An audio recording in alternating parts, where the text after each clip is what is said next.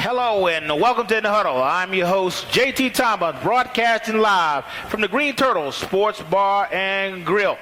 Ladies and gentlemen, we just came off a nice road victory playing the Iowa State Cyclones.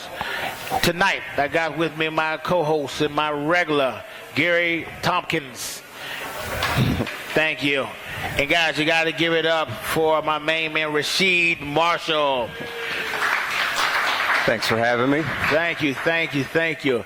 As I mentioned, guys, we just watched the Mountaineers come off a road victory after having a really tough game against Oklahoma. And we'll talk about that, but we'll jump right into talking about Iowa. Gary, we can win on the road. I was really kind of worried about going into Iowa, the fact that they beat Texas Tech early on, and then for them to have us coming the following week. But the good thing is we went in prepared, and after having a tough loss against OU, I thought we were ready and prepared to go. Talk about that. First, let's give some credit to the Iowa team that we saw out there You got to keep her going. First, let's give some credit to the Iowa team because over the past few weeks we've seen that program take some steps to improve. You talk about the Texas Tech victory that they had just a couple weeks ago. They put up a lot of numbers.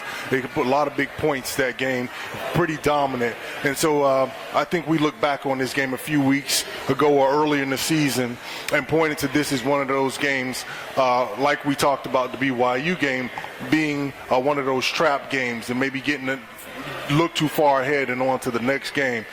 So I think it was a good showing on our part to go on to someone else's home turf whenever you do that and to have a big victory. So I was just glad to see our team bounce back from the OU loss. Like you said, we'll talk about that. But it was good to see them bounce back and have a convincing win. Right. Rasheed, I'm sure you watched that game, and to watch the Mountaineers get on the road, kind of pick the pieces up after losing to OU, to be able to get on the road and really go into that game really prepared. I thought they went in prepared knowing that they wanted to win that game and finish up on the road well. Well, I said the first thing, when you get a team, you already get blown out by Oklahoma, you could can it from that point, right. You know? And if these guys weren't on track, they could have easily just cashed in. But for the fact that I think they're not used to losing. You know, in this season, they won a lot of games. They basically turned everything around from last season. So for that fact, I think they wanted to get back on track. You know, it's not like a Kansas team. You lose a bunch of games. It's the end of the season. You just cash it in. You know how it is. You guys played. So they want to get back on track. Not used to losing. 2 losses, and they got the win. That's what counts. Right. And, you know, going into this game, I feel like Skylar Hire really had something to prove. I thought he had a tough outing against OU. And to get out there and really get his team focused, and I thought that's what we did early on. But the surprising deal to me is to watch the young running backs really get it together. We started off with Justin Crawford, who I think has just been doing an outstanding job this season, to finishing up with Petaway. I have to say, for us to play 9 games and to go into 8 games and go into this game with not sure what we were going to do with the running back situation, Gary, I thought we finished up well with some young guys really showing us how football needs to be played in the mountain for the Mountaineers. The running game looks bright for the WVU football team, and I don't know who to give the credit to. What particular coach? Do I give it to Coach Sider, one of my former teammates? Do I give it to who's ever recruiting whatever running back from whatever area? I mean, the future looks bright for us, and I was glad to see that we could almost plug in someone and then let them have a big night. I think it just goes back to what Rasheed talked about, what we said in the previous shows about our football team. This particular team, you can name a lot of successes from this year. In both games that they did lose, they turned around as though they didn't have a loss. They came out with intensity. They played well. They played hard. They represented our football team, our state, our school very well. And they've done that without the incidents off field, and they've done that without major penalties or looking like an unclassed football team. So I just give a lot of pride and a lot of honor to that team. And I'm glad to be able to see all of our players, no matter if they're our third or our fourth player down on the roster, to be able to come back in and play well and do what is expected of them.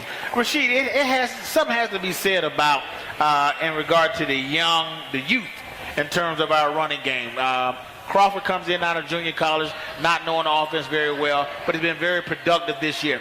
And then you get the Petaway kid, who has not seen any action all year, but went out there and he looked like he'd done this thing a few times. Yeah. I was really good to see. Talk about, from a quarterback perspective, what kind of confidence or what needed to be said to a young guy like that to say, hey, we need you to show up and be able to perform like he did. Well, I think that's a good point. But first of all, you take a step back and you look at how Dana made the adjustments this season. You know, he was a coach, like to come in, throw the football around, but he made the adjustments. So you get some guys in there, switch your passing game up to the running game. You're able to adjust and to adapt, you know, so to be able to fit those guys in. Don't lose a step and implement that running game into your offense is a big thing. So I think Dana did a good job with that. Second of all, as you mentioned, the younger guys being able to step in, picking it up. I think that just goes back to recruiting. You get a bunch of good guys in there. You go out, get guys who fit your system, and you can plug them right in. So that's a good job on Dana's end from recruiting and getting those guys ready to play. Yeah, it just goes to show you that, you know, when you talk about team, right? It doesn't matter in terms of who's a blue star, a red star, or a 3-star, or 2-star. These guys come to play football, and that's what I like about the sport in itself. You get a guy who wants to compete, and it seems like our guys across the board, may it be offensive line. This year we started with an offensive line, and we had a guy go down. We had a young guy come in and do very well, and the guys, the whole offensive line have really put it together and really been productive.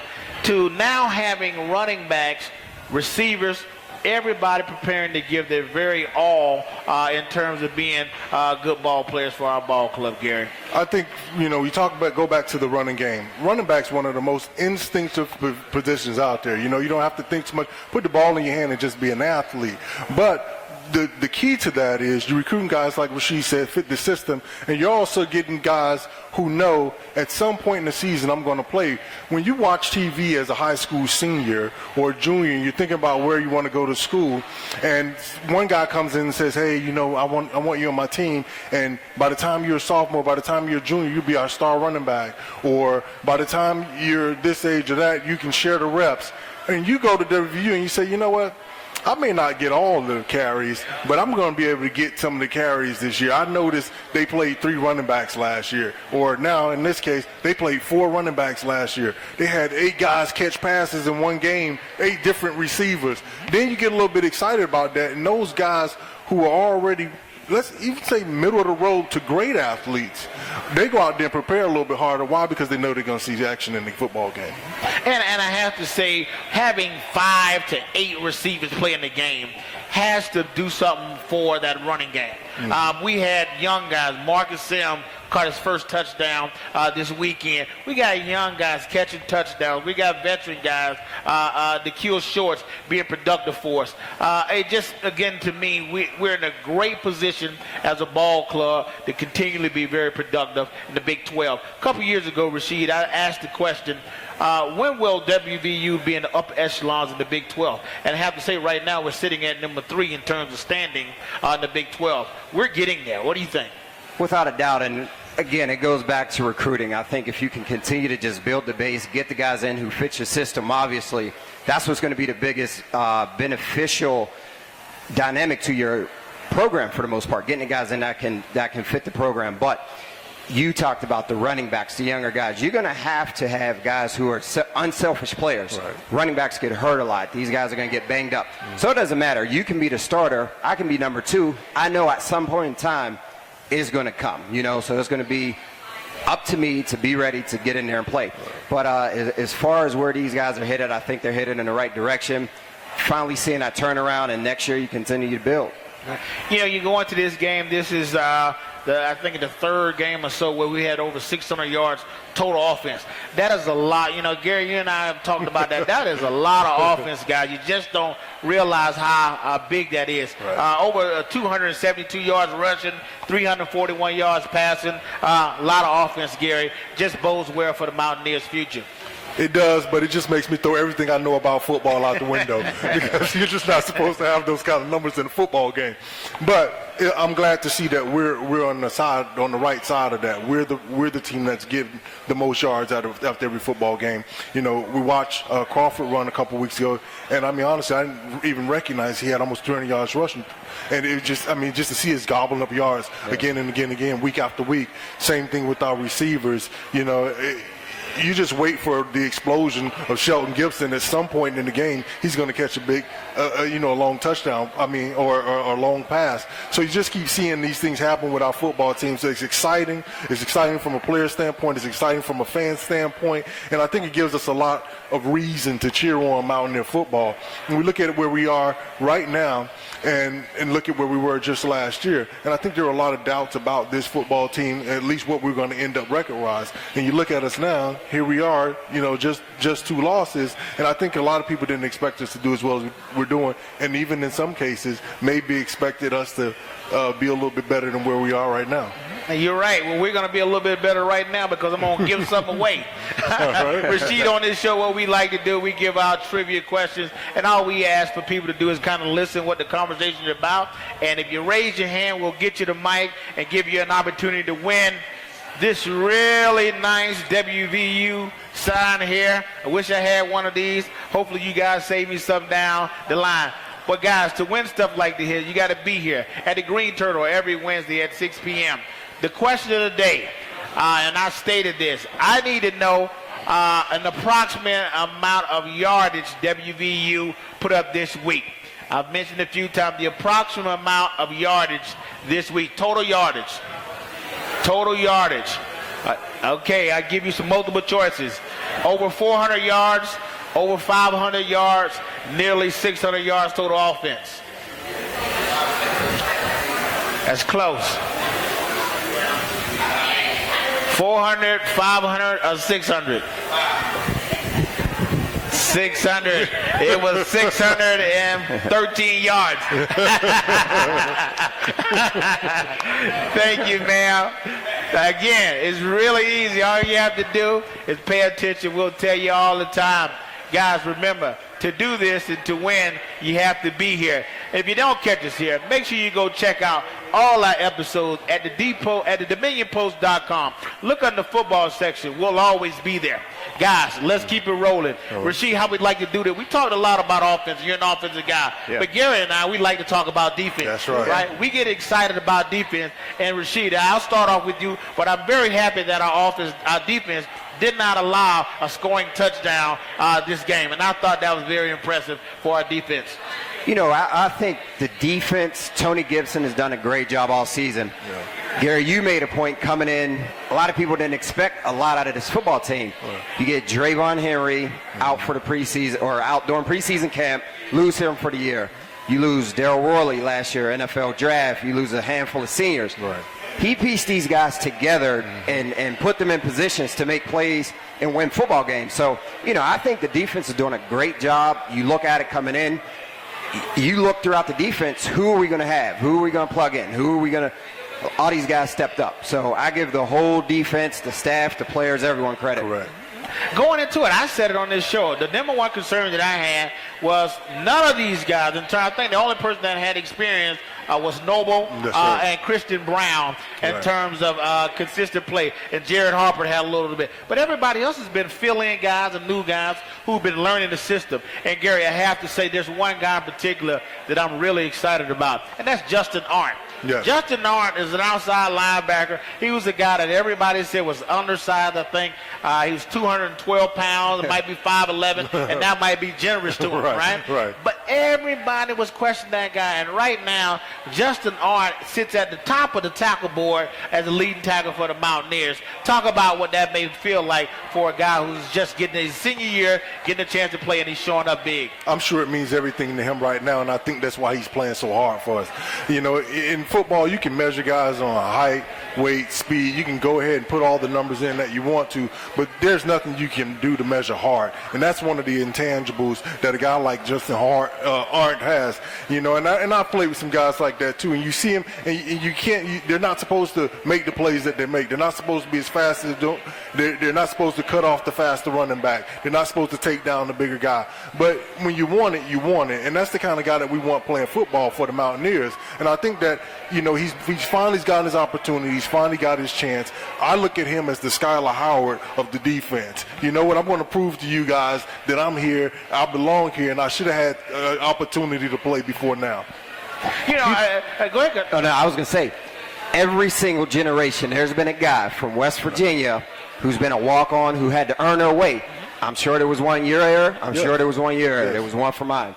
He's that guy right now, you know. Didn't get a lot of looks coming out of high school. Undersized. Had a lot to prove. And all he wanted to do was just find a way, make a way. Right. And before you know, he's a starter on a Division I-A defense. You know, and it talks about the defense in itself, right? When you guys played, when Rich Rod came in, you start getting linemen that were, for the most part, undersized in terms of they wanted a slimmer, faster offensive line because they wanted to do some zone stuff.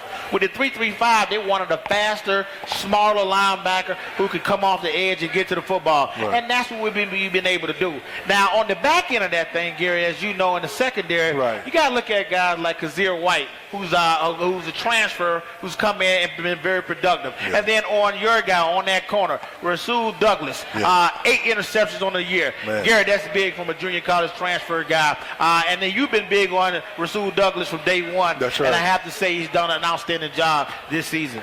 You know, I think first 2 games of the season, I watched him play football, and I had always said that I felt like he had the physical skills to be a good cornerback. You watch somehow some guys move in their position. You know, you watch him in the warm-up. He looked like he could play the position well, and you can tell he had a lot of confidence. Early in the season, I think he missed a couple tackles, or he stepped in front of some balls a little too early or let one get behind him.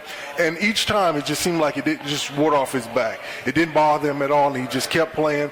And each game he seemed to get those receivers stop getting behind him. He started breaking on those passes at the right time. He started, you know, actually coming up with the football. And I think each week he's gotten better and better at being a almost shut down corner. You know, he's not getting a lot of balls thrown his way, and the balls that are coming his way, he's making the best of his opportunity. He's getting his hands on them. He's making solid tackles, and I think he's played his way into a legitimate corner that deserves a lot of respect. And I got to go to that front line. You know, as I mentioned before, we got Noble Wakachu and Christian Brown. 2 guys who've done it before, really showed a lot of leadership in terms of being able to keep their team focused on getting to the quarterback, putting pressure on the guys. And if you think about it, I think about 3-3-5 and those guys not getting a lot of glory, but yet they've been opening the holes up for their linebackers to flow and get to the ball carrier. Just talk about leadership in terms of guys like Noble Wakachu and Christian Brown. Well, I went up against that defense basically throughout my career with Rich, so I know the ins and outs of it. Those 3 guys up front, they have to be selfless guys because basically what they're doing, they're going to get double teamed. They're just opening things up, as you mentioned, for the linebacker. So, you know, I think you get 3 good, solid linemen down there who are able to be leaders up front. You already know they're not going to get the glory. If they get to the quarterback, great. It's going to be by their ability, not necessarily by scheme. You know, it's the 3-3-5. They're just basically meant to take on double teams, especially the guy in the middle. So for those guys to just come to work every day, not get the glory, and play for the guys behind them, that's huge, man. And those are the kind of guys you need to make a team like West Virginia has right now. You know, the good thing, you get guys like David Long, you know, young guys are playing that linebacker position. They're seeing the example, right? They're seeing for years to come, they see what it takes to have a good football team in terms of defense. I believe moving forward, these are guys that are going to be able to sell the 3-3-5 in recruiting. They'll be able to sell it at being able to say, hey, we were able to lose 4 or 5 guys and still be productive as a football team. Again, the overall picture, Kazir White, Long, Darren Howard, all those guys are new and young guys in this defense. Again, I just think it bodes well for the future of West Virginia defense. I think that falls into a story I like to tell, and this kind of flips back to the offensive side of football, but you talked about building through recruiting, through schemes. Rich Rod came in. I had the reins for 3 seasons. Mm-hmm. They went down and recruited Pat, and they told me we're going down. We're trying to get this guy to come up from Alabama. Fits the scheme well. Right. They got Pat in. Pat did his thing. Jarrett came in. Phil. So while Pat is playing, they're recruiting Jarrett. So they're just building the program from there. Jarrett leaves. Gino's being recruited. Gino comes in. So it's just a building block season after season that you can plug guys in. And as long as your guys flourish within the system, you're going to be able to build that program like you mentioned. Right, and what you said, in terms of what Coach Gibby's been able to do for these guys, right?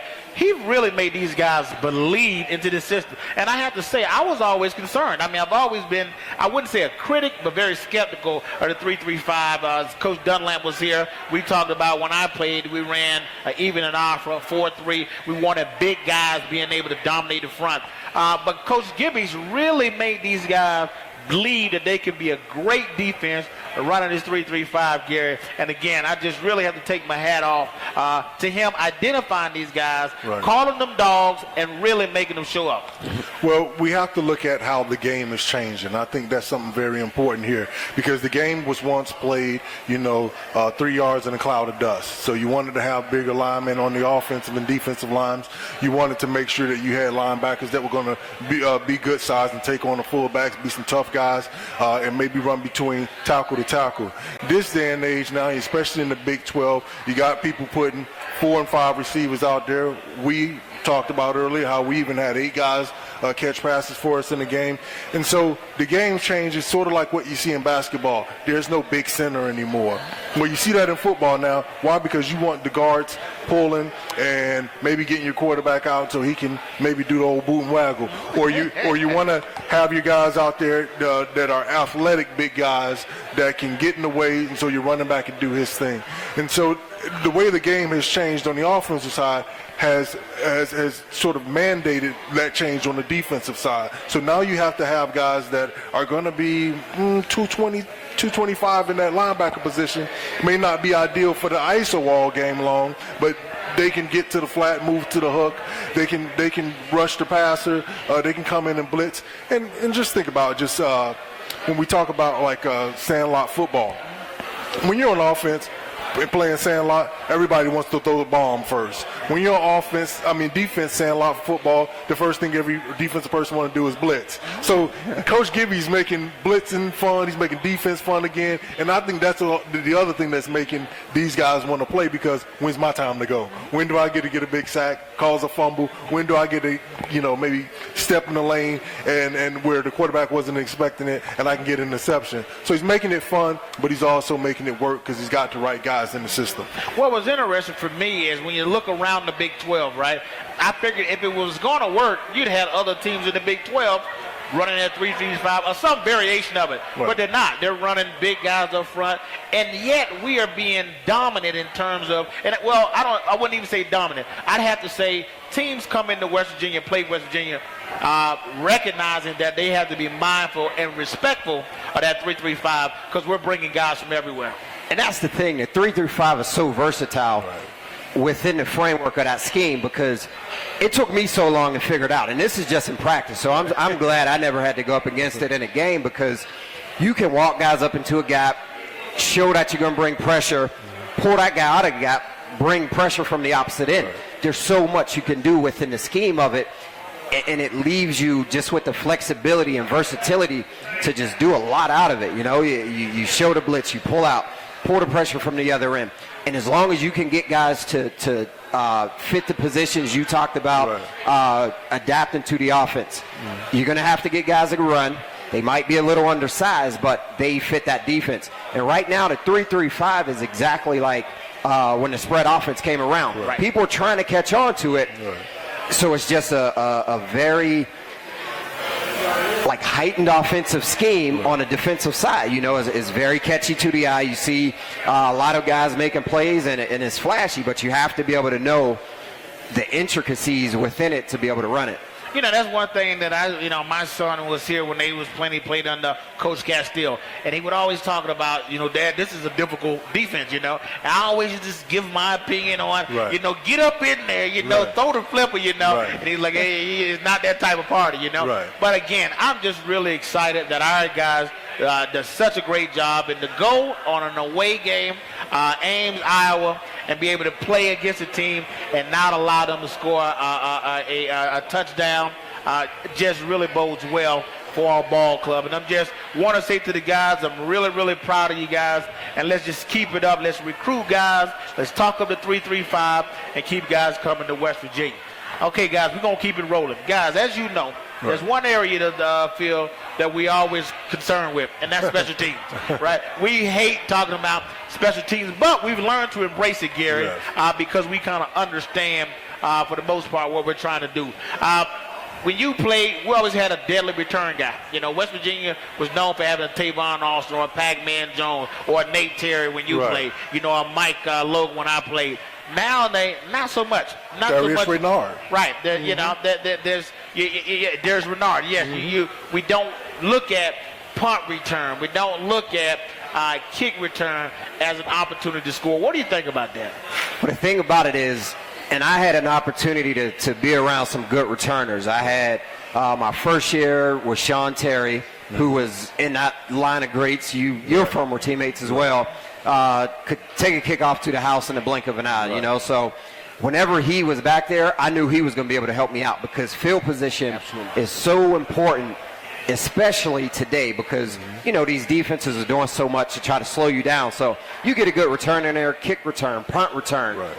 It's going to help you out in terms of average starting field position, which in turn is going to help to more points on the board because you don't have the longest field to drive on. So you get you a good return man who can, make some guys miss, set up the offense. It's a good situation. And that's the only area that I'm looking for improvement on, through recruiting, through us getting more, getting better. And I guess for the most part, we've said we've been able to possess the ball on a punt. That was the number one thing that we were concerned with. We're at least now catching the ball. And I think over time, Gary, we'll get to where we need to be. With the adjustments that this team has made over the last year, and again, we talked about the record and the change in the record, and I think being 3+ at this point in time in the year, I think the coaching staff, that's up to them, because I still believe that the athletes are there. So I think it's up to the coaching staff to figure out what we have in terms of returners, what we have in terms of athletes, and the ability to stop the gunner or that person running down on the punt team, to allow our returners to at least get us a 7, 8, 9 yard return. What do we need to do to make sure that we are going to break this thing beyond the 20-yard line? The special teams is the one area that I didn't see the improvement on the football team like we did with the defense, like we did with the offense. So I think that's something that's good. It's going to take a lot of game film, a lot of time, trying to figure out really what went wrong in that area, because I do believe we were breaking even for most of the year until maybe the last 2 games. And Iowa had that return on us for a touchdown, which I didn't expect to see, because we've been solid at least. And so I think we're just going to have to take a different look at it. Right. Hey, and I should mention that we've had some volatility in terms of special teams coaching. So I assume that might be part of it, you know. But, guys, I want to go ahead and give away something, so I'm going to keep it moving. Guys, I want to remind you, we're here every Wednesday at 6 p.m. at the Green Turtle Sports Bar and Grill. And as we do this trivia, again, all you have to do is raise your hand and think about what I said in terms of answering the right question. All I want to know from you guys, what is the name of the defense that West Virginia currently runs?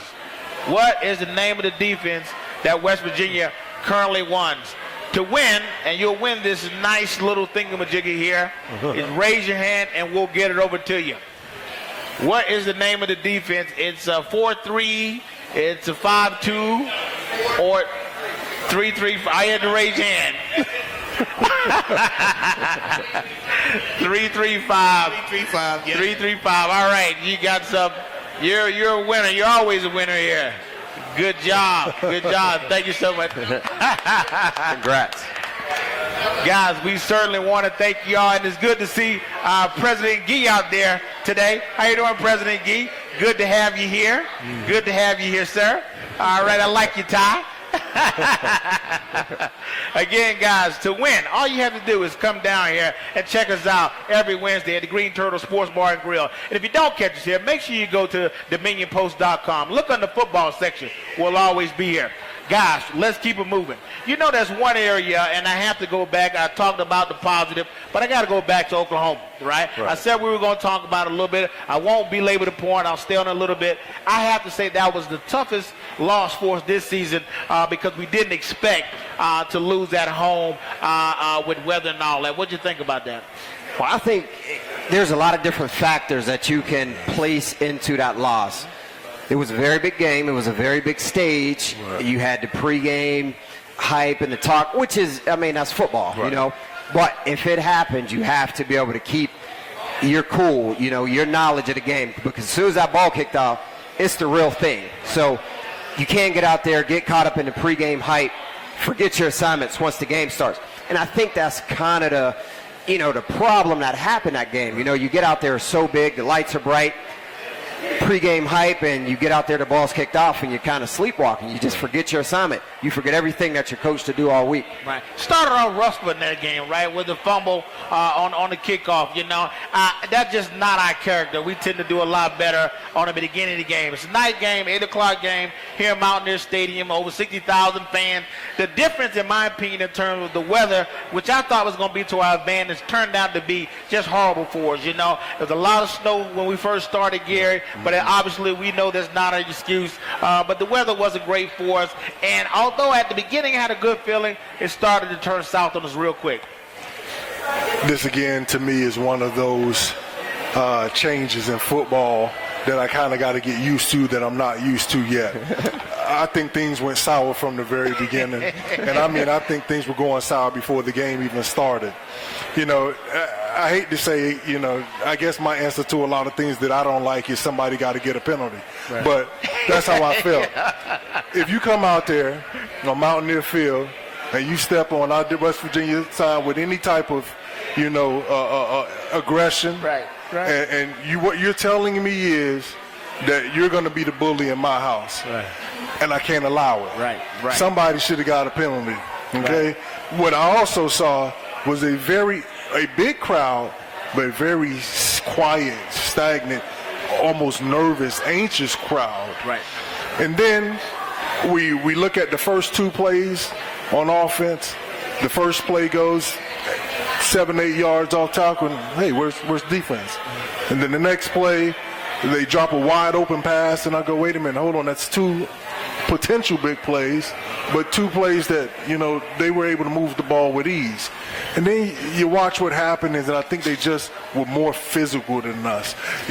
Unfortunately, you know, we talk about McCoy getting hurt early.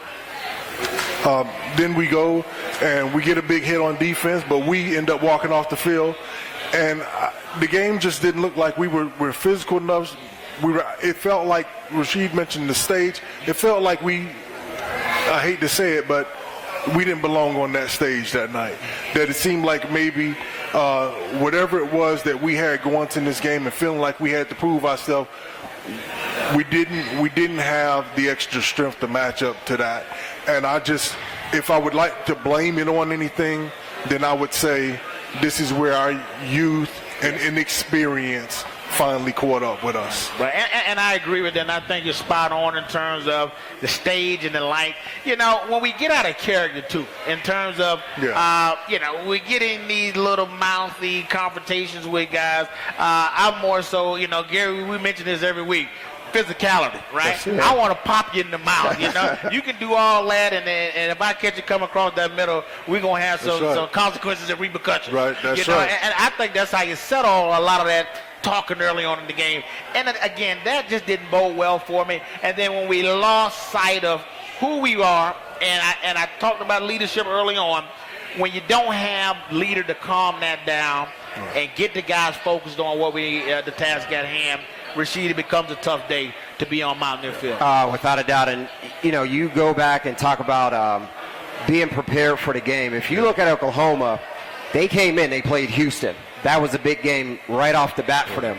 Right. They played Ohio State. That was another big game for them. Sure. So they had already been in that environment before. West Virginia has played some big games. Right. None as big as Oklahoma. No. So the fact that you get all the media attention, you get everyone in Morgantown, everyone in the state, you're the big guys on campus. Right. So you hear that, and you go out there, and before you know it, it's too late. So that comes through experience. One of you guys mentioned being young and not being in that situation, but that's where you grow up. That's where you build it. Over time, you get a bunch of guys get into those games.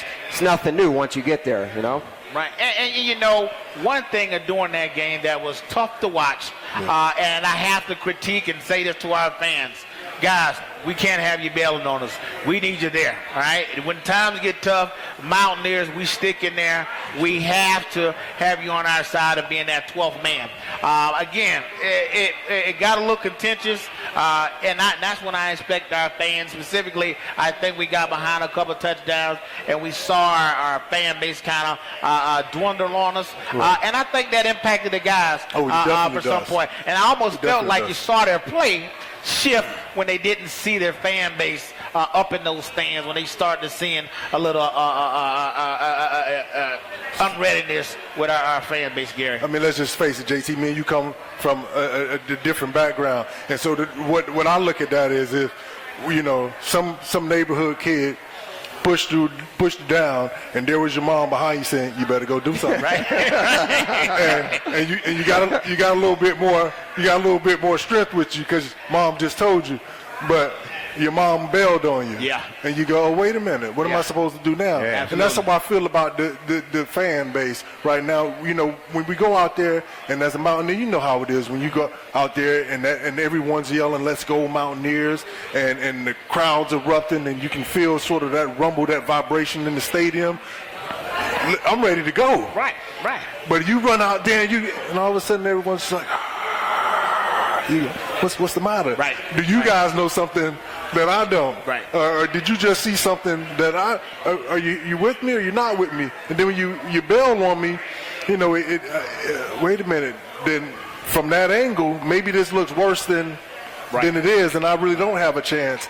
And something else I want to mention. I can remember being here as a grad assistant. And I can remember even in my later years when Rich Roberts, I think LSU came to town once, and I mean, crazy excitement in the stadium. And I think we set like 70,000 or close to 68,000, I believe it was. Next week, which to me was the telling point, LSU goes home and they play a 1AA team and they pack the stadium. We come back home and we play. It was another 1AA team. It was and we set 42,000 in the stands. Right, we didn't. And so my question is, who are you coming to see? Right. Who are you coming to see? And so that's the one thing that, back to what you're saying, we need loyalty. We need you to stick by us because that's how you're going to get that extra punch in. We're going to make that big play that make it turn into something else. I don't think the guys had that support in Oklahoma game. I would say a proper response, and you mentioned it in terms of when our team is not doing well, we need to see those fans start to Let's Go Mountaineers chant. Right. That might be the best response that you can do in terms of helping our ball club. If you see that we're behind or we see we're having some challenge, start the Let's Go Mountaineers and let's see that stadium start rocking. And I guarantee you as a player, and you get a little more energized.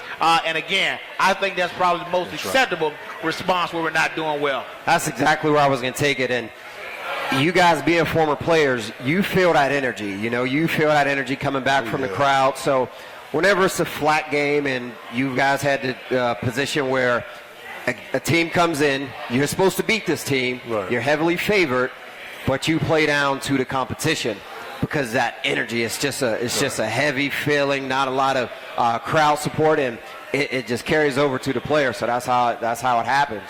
Guys, you're hearing it right here.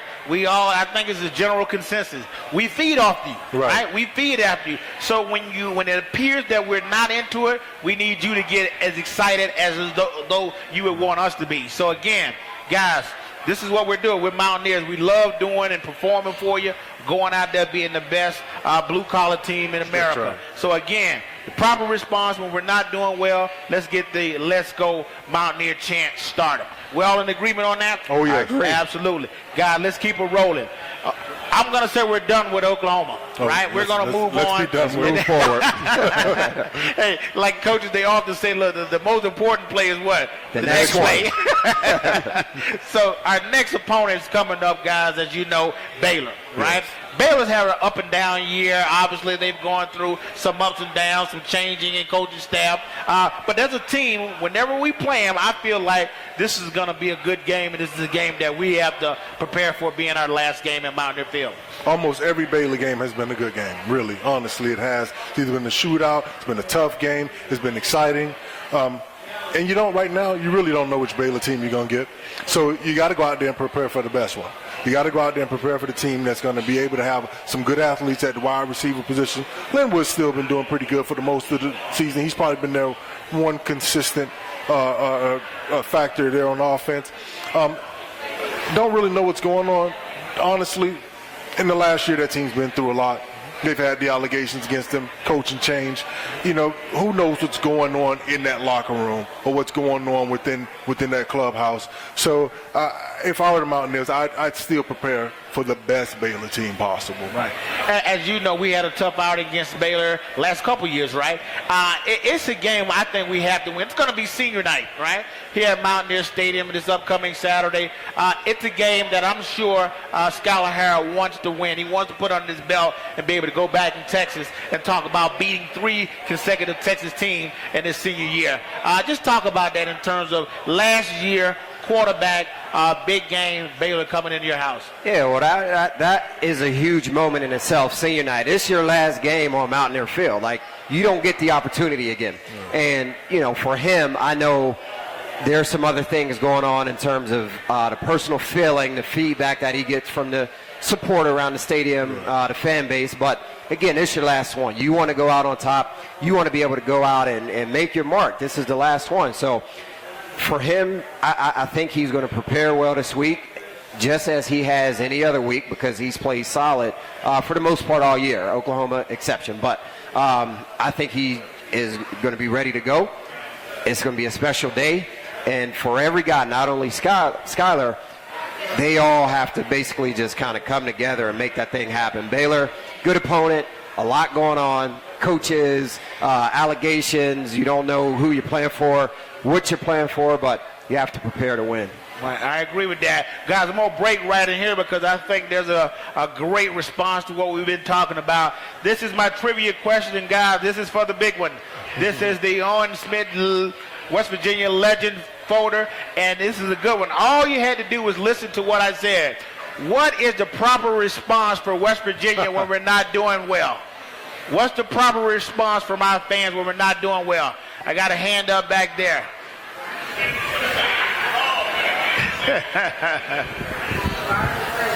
Fans need to yell louder, "Let's go Mountaineers." There you go, right there. That is the proper response. If we're not doing well, everybody go, let's go.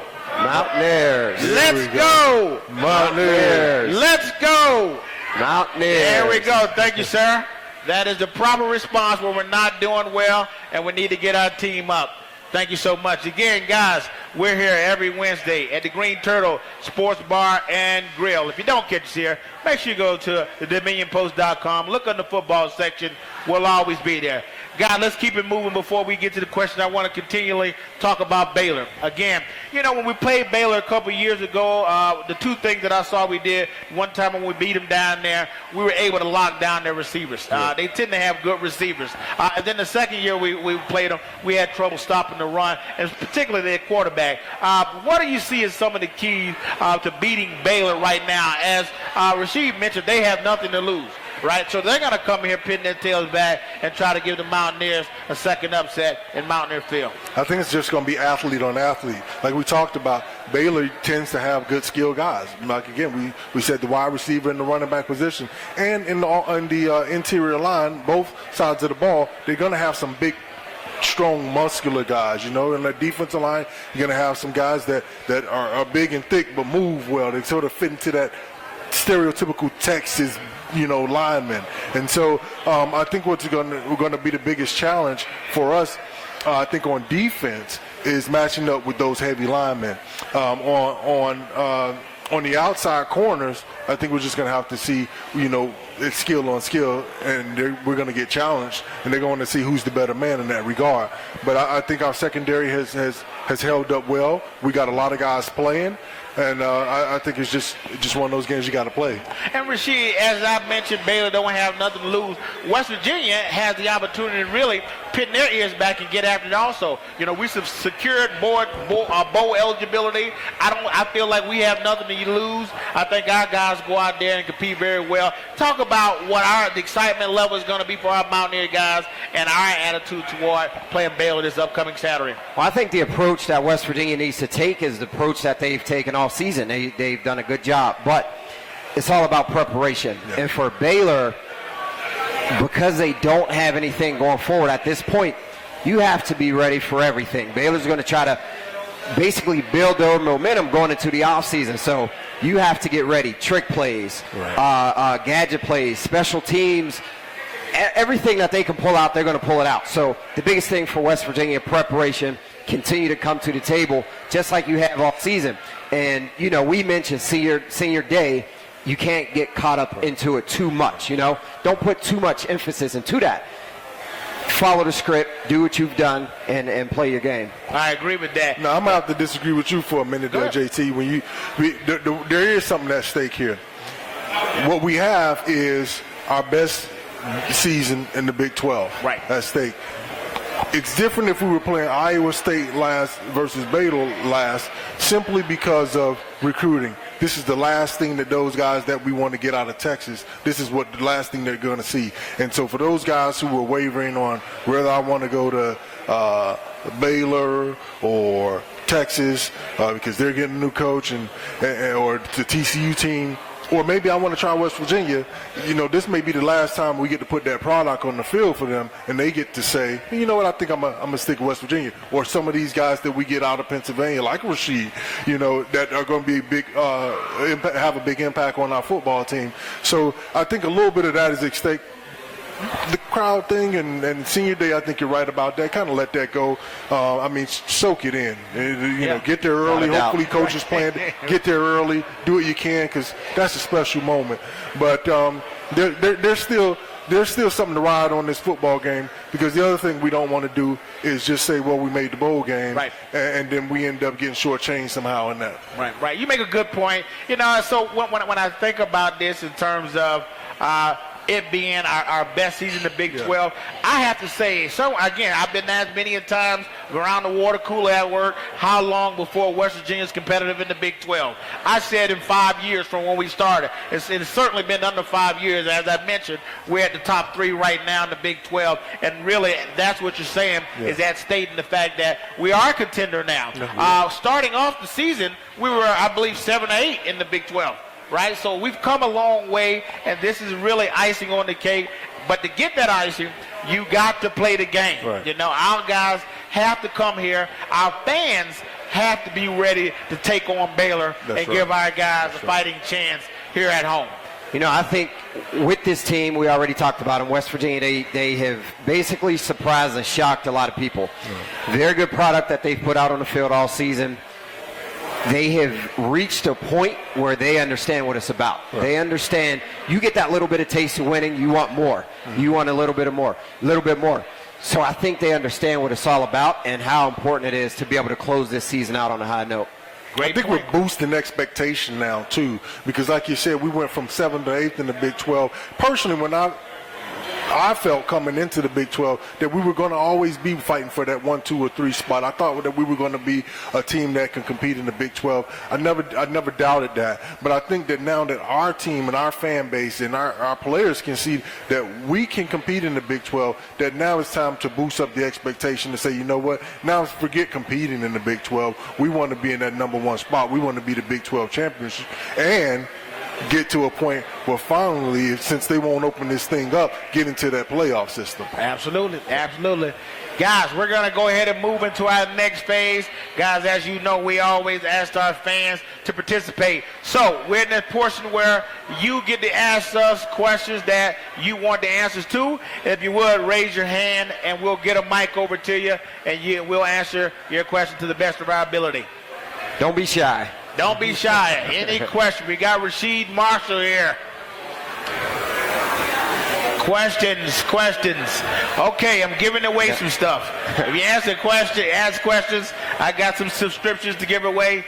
All you have to do is raise your hand. Questions. All it takes is one. Once you get that first one out of the way, that's it. Then it starts flowing from there. Right. I got one. What is your guys' feeling about 2 of our top 3 rushers in single game are both against Oklahoma, but both in losses with Tavon and Crawford? Interesting. That's a good point. Well, you got to play the game. And, you know, it's sort of that next man up mentality. You got to always be prepared. Obviously, those guys are great running backs. Those guys, you know, gave us a lot of numbers this year. They gave us a lot of effort, and we really needed them in our team. What we saw last week, though, is that we had guys who were ready to play, and we just had another running back, someone else who was prepared. And I think even for the Oklahoma game, that was the difference. I think going into the Iowa game, Petaway understood he was going to have to cut, and you saw him carry the load. I don't think he understood that going into the Oklahoma game, so we didn't really see him. Right. And so I think that goes back to coaching, recruiting, whatever it is that we have that we're selling. The players need to buy it, and so buy into the system that, hey, you may have opportunity to play. And when it is your opportunity to play, then we need you to go out there and play big for us. And I think that's hindsight is 2020 in terms of we knew going into that game that Shell was injured. He was going to be injured. We knew that Crawford was a little banged up, and then Kennedy got hurt early, right? So with hindsight being 20, I would have rather seen Crawford play and split some time with Petaway. Right? But again, hindsight 2020. I think that Crawford, in terms of big games, he has seemed to exhibit the ability to step up in some of those big games. Essentially, when we played Oklahoma State, I thought he did a good job of being prepared to play. So again, Tavon did a good job against OU. I thought Crawford, as you just mentioned, did a great job against OU. Those are special guys that are able to notch that thing up when we play against big teams. And again, I hope that we find ways to step it up moving forward. I think Dana has a recipe to be able to run the football against Oklahoma. If you look back, not only Tavon and Justin Crawford did they have big games against Oklahoma, but you go back, Charles Sims, he had a big game. You go back, you look at the one guy that went to San Diego. He was a free agent. Can't think of his name at the moment. Jaremus Smith. Yes. He had a big game against Oklahoma. This was in Norman. So I give Dana credit for basically being able to dissect that defense and knowing how to attack it on the ground. Good point. Good question. Got another question. Yeah, on the when Petaway burned his red shirt, I assume, in the thing, what is the criteria for using a red shirt? How long can you play before you lose a red shirt as a freshman or? As a football player, I don't know that answer. So what I think is it was really interesting that we burned it. I think it can be again. I just don't know the specifics of it. I think we did it because the coach felt we needed to do it in terms of running back. We just didn't have enough depth. So whether we play him now or when he gets to a bowl game, we're going to have to play him anyway. So, again, just don't know that criteria. Do you know the criteria, Rasheed? I think it's a percentage of plays. So if you go back and take all the plays from one season, and I could be wrong on this, but I think so you have 100 plays in a season for a number. It's a percentage. So if it's 10% of that 100 plays that you played in, your red shirt is burned. That's one of those. That's one of those questions that the players always leave up to the coaches, because it's sort of like after the long kick, the field goal, and you miss it, and everybody stands around the ball for a minute and go, wait a minute, can I pick this up? Can I not pick it up? Do I touch it? Everyone kind of forgets. That's one of those rules that are way back in the rule book that most players don't know, and you understand it. My friends at home told me, hey, I could play X amount of games. You know, one of my friends went to another college. I can play X amount of games and still keep my red shirt. And then I learned here, you can't play any games or you'll lose your red shirt. And it's one of those coaching rules. Well, I know my son played his first year, played against Marshall, played in that game. But he got a medical red shirt and was able to play in 5 years. So I do know that. Yes. And I think, again, that was probably based on that formula. He didn't play more than 3 games. He may have dressed for those games, but he played the one game against Marshall. He was prepared to play the second game, didn't get in, and just dressed out the rest of the game, and they were prepared to burn him if it need to. But I'm really happy that they gave him 5 years to play. Great question. Any more questions? I got 3 minutes. Any more questions? Thank you, sir. And look, you get to win something. A couple weeks ago, one of our defensive players put his hand on an official. In all my years of coaching, that's probably one of the rules you never, ever do. And nothing has been spoken about that in the paper, and I'm sure they took care of it in-house. What do you think? I mean, because defensive players, we get excited, our adrenaline's flowing, but you never, ever put your hand on an official. And I would plainly say I would agree with that. I mean, I think that's a consensus in terms of all athletes. We know that rule. So, that guy got excited, and there's no excuse for it. I'm not going to try to make an excuse. We all know that as athletes, it's better to walk away. And oftentimes, we also know the person that retaliates usually get caught retaliating. Again, so there's no argument with me in regard to appropriate action. Hopefully, our team will address it appropriately. But we all understand that as athletes that you don't put your hands on officials. It shouldn't even be something that we should have to address. Don't touch anybody, but especially the people in authority. That's just really what it is. Don't put your hands on anybody, but especially the people in authority. Don't go to the hospital and get physical with your doctor. Don't touch the police officers. Don't touch, don't touch your parents. None of that. Just leave the people in authority alone. Obey the rules. I know we said we were going to move on from the Oklahoma game in itself, but if you go back, you look at the breakdown in that play, that's another uncharacteristic move that happened. That you get in the big stage, you lose your cool. You haven't seen that in seasons, and you get into a game of that magnitude and have something happen, you just blow up. So that's another tally mark that you can add to just all the mental breakdowns that West Virginia had that night. Good point, Rasheed. Good point. Yeah.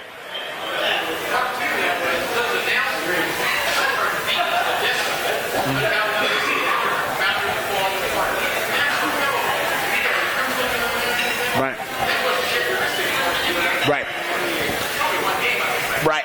Again, that's what we understand as athletes. You tend to retaliate and be the one who get caught on a national televised game, doing something that you're not supposed to do. Again, we recognize the game as being able to have a controlled chaos and being able to be very physical within the borders of the football field. And that's what football players get excited about, right? When we feel like we're unjustly being refed or we have some issues, we try to take it out on the opponent. I mean, that's how I see it. Right.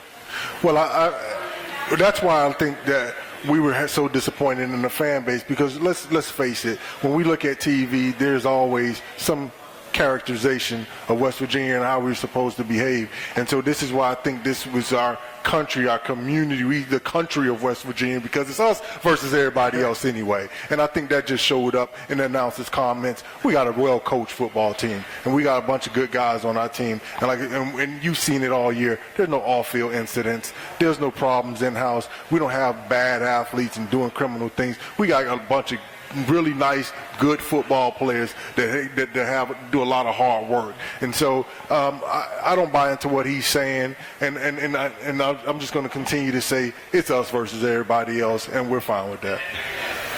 Yeah. All right, one more question. So, Rasheed's quarterback coach for a couple years is Bill Stewart. Yep. Any funny stories about Bill Stewart? I have plenty. Coach Stu, oh man, he was a good guy, but you know, there's one thing that always stood out about Coach Stu. So we would come into the meeting room, the board is up, and it's pitch black in the room. He would have a laser pointer. So he would stop right in the middle of the film session and just point the laser at different guys, you know, and ask you, like I'm looking at you, in a very serious manner, do you love football, son? Do you love it? You know, so as a young teenage kid, you're just like, yeah, I love it. I'm here, you know. Yeah. So you don't know how to take Coach Stu at certain times, but he was just so passionate and just so energetic about everything in terms of coaching and just wanting his guys to be prepared, because the product that went out there from the quarterback position was a reflection of him. So he was just wanting to make sure everything was running smoothly, and you know, Coach Stu was a good guy. We could stay here all night with stories, but that's one good one. He was a good guy, man. You know, one comment I had about Coach Stu, I remember my senior year, I almost broke my neck. I didn't play my last game. So my senior year, I ran out of the tunnel, and my arm was in a sling. I almost broke my neck against Miami.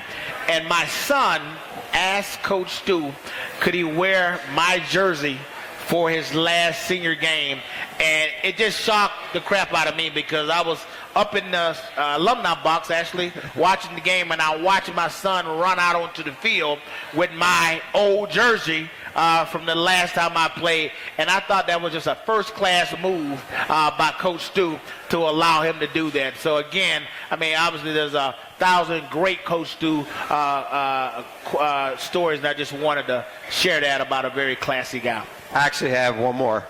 Were you about to say something? No, you go ahead. So Coach Stewart went to Fairmont State University. He was an offensive lineman at Fairmont. So it is what it is. Offensive linemen, they get down and dirty. They're in the trenches. You know, they have a mentality just like the defensive linemen. It's a war every single play down in there. So Coach Stu, now he has the quarterbacks, and every single guy in the room was just, you know, kind of laid back, easy going. Myself, Pat, Dwayne, Adam Badden-Eric. We had a good room of guys. But Coach Stu's thing was we weren't gritty enough. We weren't, you know, we weren't linebacker mentality type players, you know. So he would always say, you guys just like to go down to the mountain lair, wear your bell bottoms and look good in your zoot suits. You know, that was his thing. We just weren't tough enough for him. But so many good stories, man. But the bell bottoms and the zoot suits was one that he always went to. That's some good stuff. I was just here as a grad assistant during the time Coach Stewart was here. I don't have any funny stories. I just remember a very kind, very nice guy. And, you know, the only thing I can compare him to is the Coach Nillen. You know, I think I've made some posts before about him and the genuine care and concern he had for you as a person, as a player, and taking the time to talk to you, to do what he can to coach you and to help you be a better person, be a better athlete. Those are the things that I remember. All righty. Guys, with that, we're going to get ready to wrap it up. And I want to share with you guys, if you want to go check out all the shows that we've done all season, just go to the Dominion Post, look in the football section. We'll be there. Obviously, I want to thank the Dominion Post and the Green Turtle for supporting and providing this platform to former players as we have done all season long. And I just want to remind you guys, always remember to just huddle up. So until next time, huddle up.